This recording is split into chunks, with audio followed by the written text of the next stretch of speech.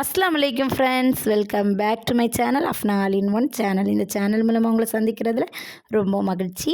நம்ம வீட்டில் என்ன தான் சட்னி பண்ணாலும் அந்த ரோட்டு கடையில் கிடைக்கக்கூடிய அந்த தக்காளி சட்னி அவ்வளோ ஒரு டேஸ்ட்டாக இருக்கும்.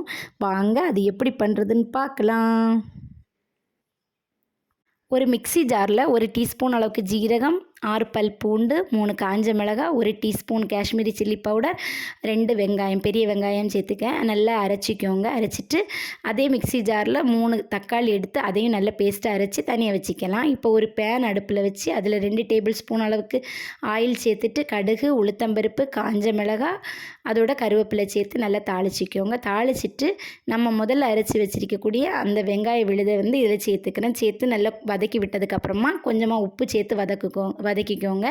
வதக்கிட்டு இதில் நம்ம அரைச்சி வச்சுருக்கக்கூடிய தக்காளியும் சேர்த்து நல்லா வதக்கிட்டு தேவையான அளவு தண்ணி சேர்த்து நல்லா கலந்து விட்டுக்கோங்க.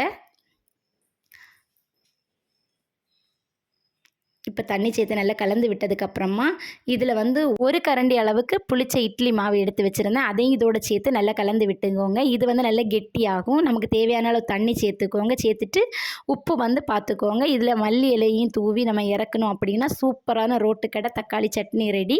கண்டிப்பாக இதை ட்ரை பண்ணி பார்த்துட்டு எப்படி இருந்துச்சுன்னு எனக்கு கமெண்ட் பண்ணுங்கள். சுட சுட இட்லியோட நான் சாப்பிட போகிறேன். நீங்களும் செய்து பார்த்துட்டு எப்படி இருந்துச்சுன்னு சொல்லுங்கள். ஓகே ஃப்ரெண்ட்ஸ், இன்னொரு வீடியோவில் பார்க்கலாம். அது வரைக்கும் அஸ்ஸலாமு அலைக்கும்.